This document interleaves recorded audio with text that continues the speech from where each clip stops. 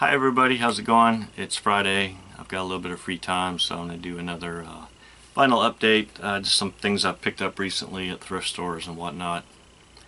It's definitely fall here in town, this college town. The students are back, so I'm seeing more students in the thrift stores in my last couple of visits, so it definitely means things are going to be a lot more picked over, but it's okay. I've had a pretty good run this summer. Just getting lucky hitting thrift stores like every couple of days. But I'm still finding a few things here and there, so let me just jump into the records here. At the Second and Charles store, they've still got a couple big bins of dollar records. Okay. Alright, so starting off, the Goodwill store, they've got a whole bunch of records, but it's about 99% the same crap that's been there for weeks and weeks. So you have to kind of dig through everything to find what's new, but I did find some new stuff this last visit. First of all, kind of cool. It's a 10-inch record here, kind of a drumming instruction record, put out by the WFL Drum Company, and of course WFL is William F. Ludwig. And so this is from probably, I guess, the mid, maybe early 50s here. And it's the 13, you can see the 13 essential drum rudiments and 9 drum solos on the other side. So I think it's like an instructional record that schools would buy. They'd play for their students and they'd practice their basic rudiments, basic skills in the drums. Sounds kind of cool. Kind of neat. This one, nothing super special. It's a compilation on RCA records from 1959, celebrating 60 years of the company. Got a pretty good collection of jazz, classical, and pop. It's got a recording by Enrico Caruso, the opera star from, I think, the early 1900s, a very early acoustical recording. Some Paul Whiteman, very early jazz. Classical stuff, some Harry Belafonte, Perry Como, the Three Sons. Pretty good selection of all their stuff. But what's interesting on the inside, it's got a nice history of the company here. Put together by looks like editor of Billboard magazine. And then in the back, it's got the original painting here, his master's voice, Little Nipper, the Fox Terrier. I guess this was painted in the late 1800s, 1890s, about then, and the guy who kind of became the founder of the RCA Victor company, he bought the American rights to the painting and he'd use it in their logo, of course. So that's cool. Nothing else, I'll stick it on the shelves or frame it or something. Some Elvis. I saw some college girls digging through the Goodwill, or at least one of them digging through the records while I was there, and I was tempted to give this to her because it's not really worth anything, but it's kind of neat. But I decided to be selfish and keep it for myself. Nice blue colored vinyl here on, speaking of the RCA Victor, and there you can see Little Nipper listening to his master's voice. So that's kind of cool. For like 20 cents or so, I'll give it a shot. And somebody dumped their soundtracks, which is kind of cool. I picked up a few, a little beat up, but stuff that I was never that interested in soundtracks younger, but now I'm starting to get into, especially John Williams and Star Wars stuff. So here we go. We got Return of the Jedi and The Empire Strikes Back and Raiders of the Lost Ark. And they had E.T. and Superman, but I passed on those. I don't know. I don't want to get too crazy getting soundtracks. Let's see. So that was Goodwill. And Second and Charles. Hope I didn't say that, Second Charles. That was all Goodwill. Second and Charles, they've got a couple big dollar bins. They've been getting rid of a lot of their older vinyl, value vinyl, they call it, stuff $4 and under. So found a few cool things in there. Just like Goodwill, it's 99% the same crap that's been there forever, so you really have to dig through it all to find what's new. And they kind of trickle in some newer stuff that I haven't seen before, and I've been through their records a lot, so I know what's been there and what hasn't. So these are kind of, I don't know where these things come from. This one, the price sticker says from 12 of 2015, so I don't know where they've been hiding it. But some Bud Shank, sax player, Michelle. So he's playing kind of pop hits from the, I guess, early 60s here. You got Michelle, Girl, Yesterday by the Beatles, Sounds of Silence by Simon and Garfunkel. And his buddy Chet Baker's playing on this one. So this is on the World Pacific label, which I guess is formerly Pacific Jazz. I've actually got another copy of this. They're both mono copies, fortunately, or fortunately, depending how you look at it, I don't know. But the other one, interestingly, it's got a Pacific Jazz label on it. This one's got the World Pacific label. The other one says Pacific Jazz there in the middle. Yeah, I know, my fingers are on the grooves, but I still have to clean this. It's filthy. Filthy, filthy record. I'm pretty beat up, but I couldn't leave it behind for $1. And then some Pablo Jazz. I always pick them up if I find them cheap. Joe Turner, the singer, with Milt Jackson on vibes, Roy Eldridge on trumpet. There's some other musicians on here too, but I'm not going to name them all. Nice gold stamp promo with Pablo. I'm not going to pass that up for $1. And this one was pretty cool. It's on the ABC Impulse label, kind of not really a compilation, but it's kind of a 2-in-1 set. It's from the they call it the Dedication series. This is volume 10, The Great Tenor Encounters. In this case, tenor sax. So it's Duke Ellington. It's 2 records. Duke Ellington with Coleman Hawkins, and then the other record is Duke Ellington with John Coltrane. So a couple of classic Impulse records here, reissued on a 2 LP set. Picked it up for $1, so I think it's a pretty good bargain. I would love to have the originals, but I'm not going to find those for $1 most likely.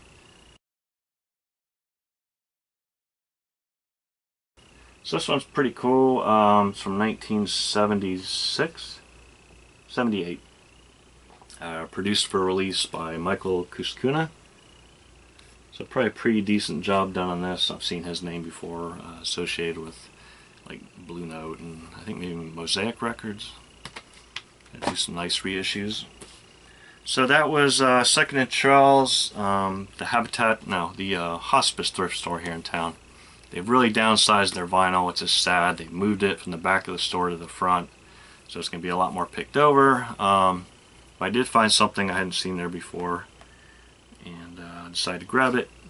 Some Cannonball Adderley, his sextet playing music from Fiddler on the Roof. So you got his brother Nat Adderley on trumpet and cornet, Charles Lloyd on tenor sax and flute, Joe Zawinul on piano, Sam Jones on bass, Lewis Hayes on drums. So that's pretty cool.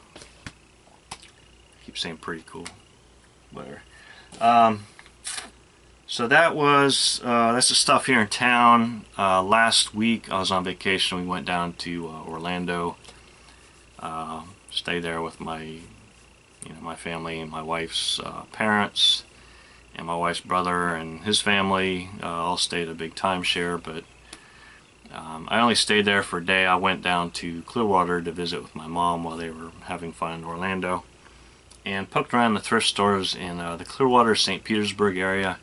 And I really noticed the thrift stores down there seem to be a lot more picked over now. I don't know if it's young people into vinyl, or if it's people buying, digging through, finding stuff to sell on eBay, or if maybe it's like record shop owners or whatever, just scouring through the thrift stores. But used to be a lot of good thrift stores to dig for vinyl down there, and it's just not that great anymore. But I did manage to find one pretty cool record in the thrift shops there, and it's a Living Stereo release on RCA Camden, kind of their budget label. But this is Mundell Lowe and his All-Stars. This is TV Action Jazz. So it's themes from kind of like the cops and robbers, detective shows from the late 50s. You got like Peter Gunn, Mike Hammer, Perry Mason, 77 Sunset Strip, M Squad, The Third Man, Naked City, and Fallout. So Mundell Lowe is like a kind of a session guitar player. He was also an arranger Very talented guy, and put together his all-stars here. So some of these names are pretty cool. Tony Scott on clarinet, Donald Byrd, you know, everybody knows him from Blue Note, on trumpet, Eddie Costa on bobs, Ed Shaughnessy on drums, I think, Don Payne on bass, and he's uncredited on here because he has some contractual obligations, but Herbie Mann plays on here flute and I think sax as well. So that's pretty cool. This one's it's in playable condition. Sounds pretty good. I picked up another Mundell Low record, same thing, living stereo on RCA Camden, playing Porgy and Bess, similar musicians, but that thing was warped too bad to play, so that was a real letdown. But good music on these. Really nice job. Very jazzy take on the arrangement and stuff.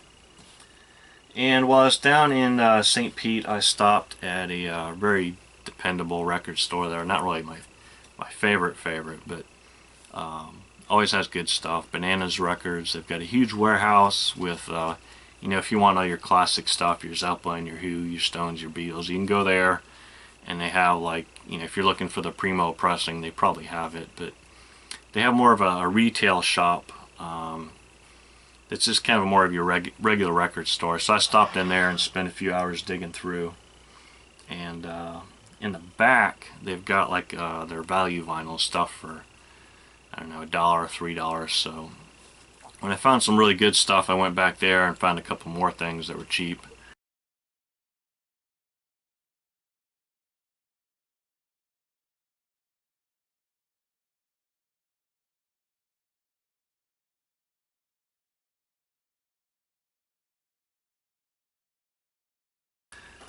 So from the value section in the back, the guitarist, I like his work, Al Caiola. He was kind of a jazz guy, and took a job with, let's see, one of the major, I think it was ABC or NBC, one of them. Played like in a lot of the, Al Caiola, a jazz player. Also got into kind of like doing session work for the early rock and roll type stuff and pop people. But he had a contract with United Artists, put a lot of records out on that label. This one's called On the Trail. So he's playing kind of cowboy songs, sort of country and western theme type stuff here.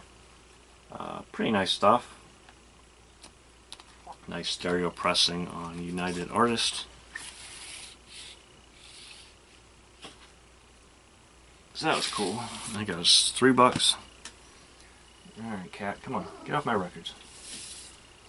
Alright. This one I kind of been on the lookout for. I wasn't going to pay a whole lot of money for it, but I was kind of curious about it. I don't really collect Johnny Mathis records, but this one's kind of interesting. It's called Open Fire, 2 guitars. And I heard the title, and for some reason when I heard the title Open Fire, I was thinking like pow, pow, pow, you know, guns and stuff, but fireplace, open. It's an open fire, and there's 2 guitars because there's 2 guys playing guitar in here.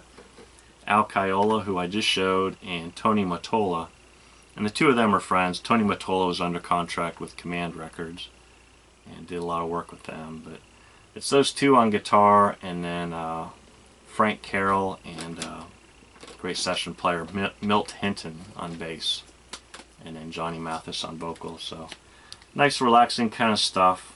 Very laid back, so kind of cool to find that cheap. And then from the front part of the store, where they had the kind of their more pricey records, not really overpriced, but you're not going to find huge bargains there. But found some cool stuff I had to have, so picked up a copy of Phil Manzanera from Roxy Music, his solo album Diamond Head. It's the only one of his I didn't have. And this one's pretty cool because it's a UK pressing on Island. So you got kind of cool inner sleeve with the nipped corners there. And I guess that's on the Island Records label here. So that was pretty cool. It's got Brian Eno on here, John Wetton, Eddie Jobson on keyboards, Andy McKay on sax, Robert Wyatt from I guess Soft Machine on vocals. A lot of talent on here. Charles Hayward from This Heat, I think, on drums or percussion. So that was cool. Kip Hanrahan, he was kind of an experimental New York musician into kind of Latin music, and played with a big variety of musicians and recorded some really cool stuff. He has his own label, American Clave, I think it's called, or Clave. But this record's actually on the Pangea label. It's called Vertical's Currency by Kip Hanrahan. And I think I actually used to have this on cassette. But it's got some good musicians on here. We've got Jack Bruce from Cream on voice, bass, and piano. Arto Lindsay on electric guitar. From the band DNA, kind of a fixture on the New York avant-garde scene. David Murray, the great jazz tenor sax player. Peter Scherer on keyboards, Steve Swallow on electric bass, Anton Fier, the drummer. Who else? Ned Rothenberg on sax. So, real strong collection of musicians on this one, as most of his records are. Interesting music, always. So I was kind of excited to find that, some Kip Hanrahan on vinyl. And then what really made my day, what I was really excited to find, I didn't expect to find this at all at Bananas here, but it's a 10-inch single by New York Gong, which is David Allen. I don't think I showed him right, but it's David Allen. David Allen and basically the band Material, which is Bill Laswell's kind of first band in New York. Let's see, there's David Allen, Bill Laswell, the bass player, and it's getting bad, I can't pick these guys out, but Michael Beinhorn, keyboardist, who later became a big producer in his own right.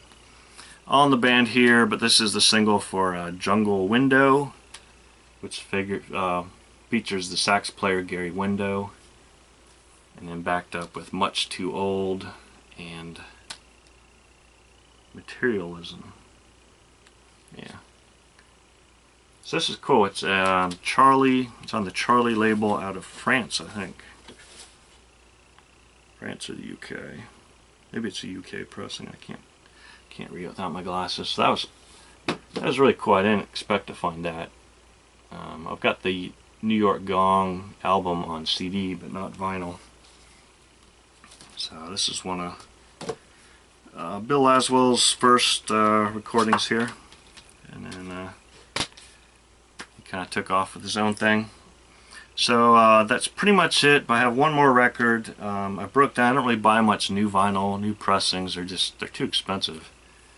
Well, they're not too expensive, but I think of how many other records I could buy used if I dig around. But this one I'd seen somebody post it on Facebook, and because of who was involved and the packaging and the vinyl and everything, I thought, well, I really want to have this. So I went ahead and pulled the trigger and bought it. So it's William Burroughs, the writer, just a very interesting human being. It's called Let Me Hang You. It's on the Cannibalism label, which I don't know a whole lot about, but it's apparently stuff that was recorded by a guy named Hal Wilner, probably in the late 80s. I have to look it up again. But it features like the guitarist Bill Frisell, keyboardist Wayne Horvitz, Ivan Kang on violin, Kenny Willison on drums. These are all kind of guys, if you know about John Zorn, the New York kind of avant-garde jazz scene, they're all players from that scene. Jenny Scheinman on violin. And then it's also got a guy named King Khan, who I guess the Cannibalism label, or Cannibalism, to put it out. It's kind of the label that puts out his stuff. But I guess he kind of took the reins, got a hold of these tapes, and got them properly mixed up, and then put this out on vinyl. So pretty cool. It's nice. One of the reasons I had to have it is it's really cool. Splatter vinyl. I don't think I have anything like this splatter vinyl or anything. I don't normally buy these things, but this was kind of cool. I can't remember what they call this, like blood and cigarette butts or something. They're on their third pressing now. This was the first pressing. The second pressing was like bile and something. It's kind of like a white with like yellow and green on it. Really kind of gross looking. I don't know what the third one they're calling it, but good stuff. Definitely NC-17. Not even rated R, but beyond that, the content on here, some of the stuff William Burroughs is reading from his written works, is definitely not something I'd play with my daughter in the room. Including some of his stories about, if you're familiar with the band Steely Dan, the name of the band comes from William Burroughs, some stuff he'd written.